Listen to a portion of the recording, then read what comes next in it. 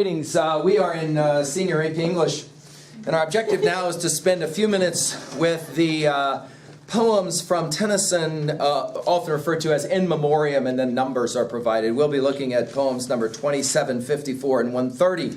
A little bit of setup here before you get to these poems, or it doesn't make as much sense. Tennyson had one close pal in his life. Aristotle said, if you could have one friend in your life, you will have had the greatest gift. Tennyson had a very close friend, and into adulthood, and then this friend tragically died. Tennyson, in a word, was devastated. He was unprepared for life without his closest friend. And in the process, unknowing, unable to respond to normal life. I mean, he kind of went into a major funk. What he did as a poet, as an artist, is to turn to the one thing he knew, namely writing. And so he wrote a series of poems which, when published then, became really famous. Ironically, almost everyone you meet will be familiar with at least one set of lines from this In Memoriam, but didn't know it was written by Tennyson or didn't know that it came from this poem. Let's take a look at the lines I'm in reference to. Passage 27, which becomes one of the more famous ones of the In Memoriam. He says it this way: I envy not in any moods the captive void of noble rage, the linnet born within the cage that never knew the summer woods. I envy not the beast that takes his license in the field of time, unfettered by the sense of crime, to whom a conscience never wakes. Nor what may count itself as blessed the heart that never plighted troth, but stagnates in the weeds of sloth, nor any want begotten rest. I hold it true, whate'er befall. I feel it when I sorrow most.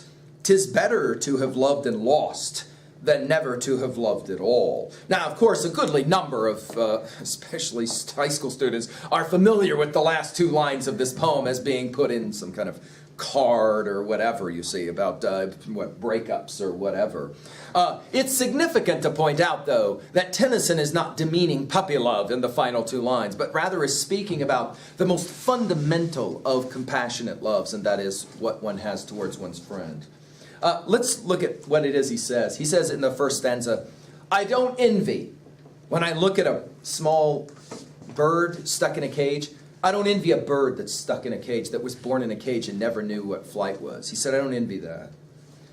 He says in second stanza, I don't envy the beast of the field that takes his license unfettered by a sense of crime, to whom a conscience never wakes. He says, I don't envy the lion that can just go out and slaughter anything and feel no sense of conscience or guilt about it. He says as well in the third stanza, nor what may count itself as blessed, the heart that never plighted troth, but stagnates in the fields, in the weeds of sloth. He says, I don't envy people who sit and do absolutely nothing all day long.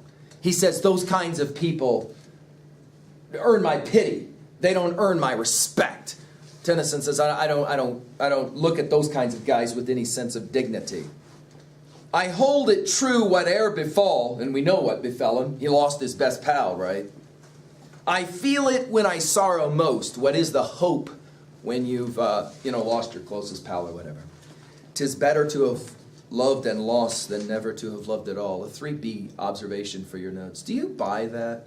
Is it better to have loved, even on any level, whether it be the sophomoric level or the penultimate level, do you think it's better to have loved and gone through the pain of loving and losing than to have never gone through the pain at all? Notice how that's a really intriguing question at the end of a high school career. You could make a list of the 10 things in high school that caused you the most pain. And then ask about that list, how much of that list was produced because of love of some kind or another. Then ask the simple question, was it worth it? If you had it to do over again, would you do it again the same way in regards to loving and losing? Tennyson will say, even though he lost his best pal, and it was very painful, he would much prefer to have had that experience of love than to not have had that experience of love and therefore have no pain. A senior once said in this room, I didn't allow myself to fall in love in high school, and I will not allow myself to fall in love in college. And it's very simple. You tell yourself you will not fall in love, and then you do it.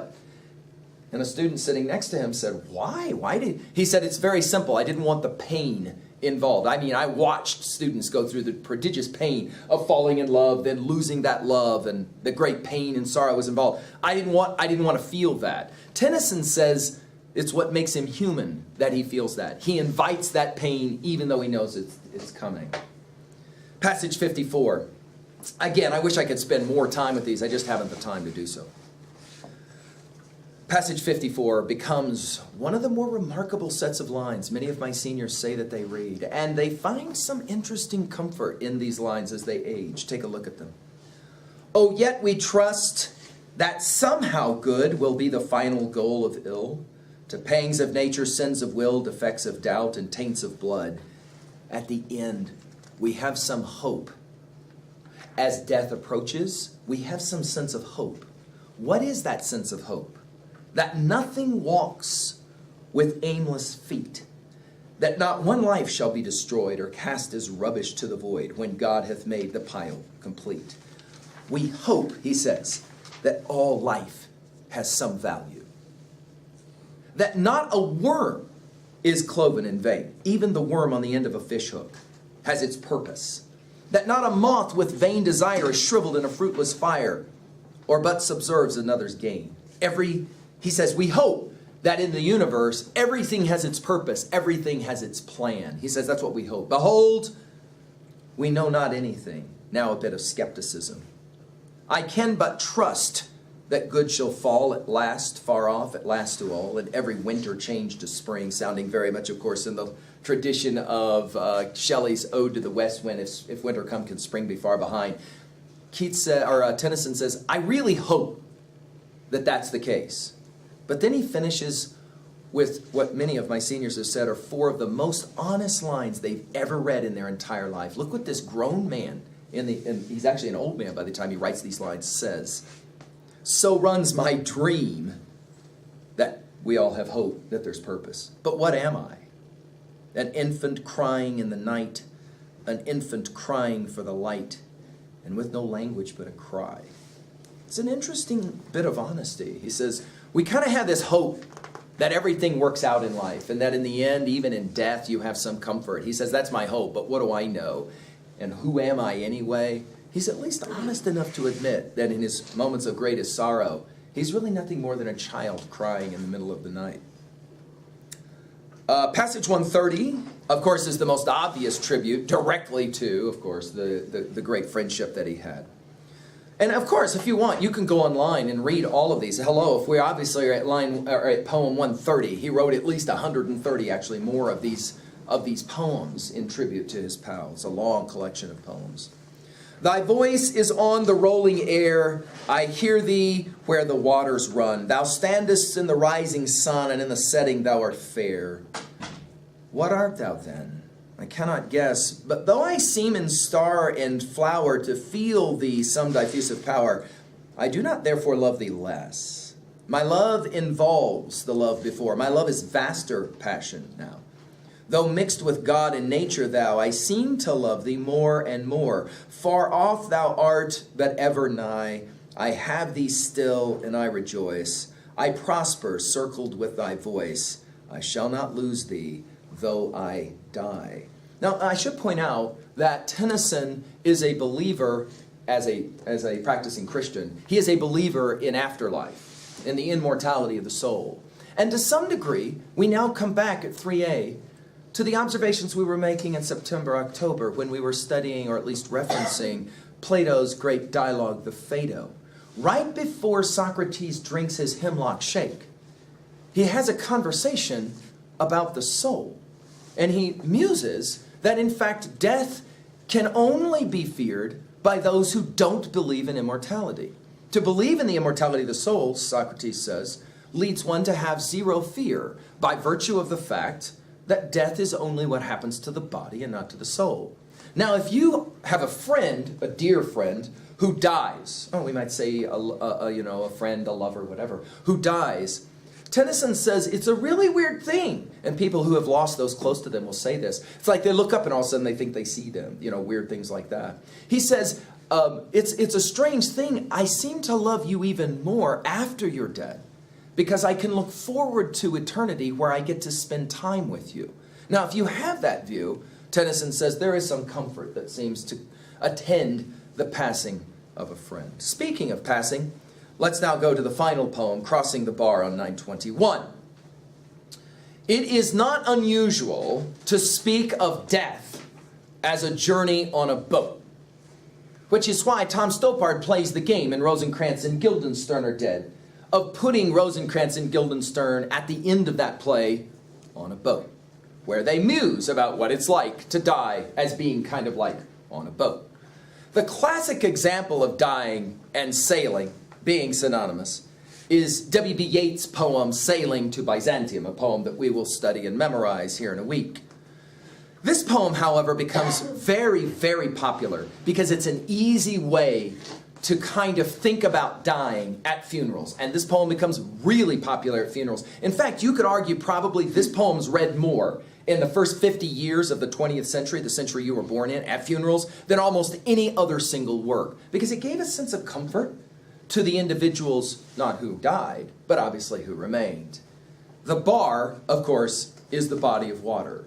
And if you're in a boat on the ocean, there's two ways the ocean can go.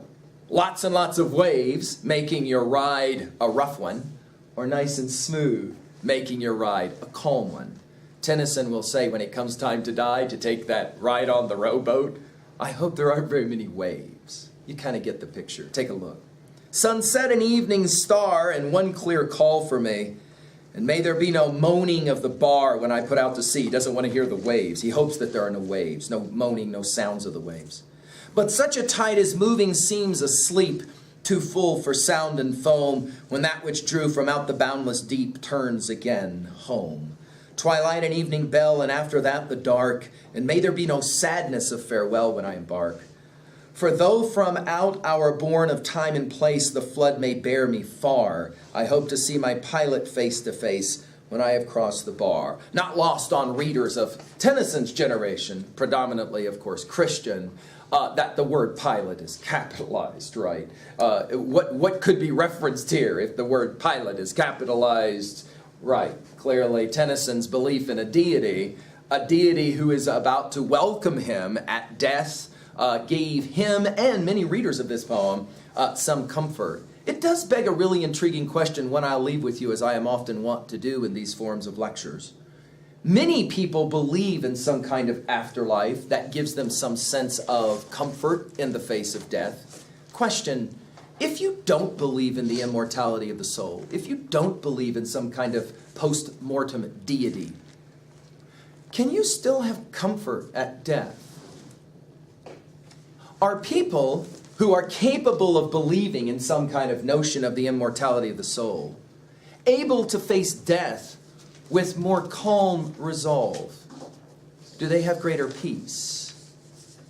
That would be an intriguing question, wouldn't it, to ask a good number, a cross-section of individuals who are on their final moments of death.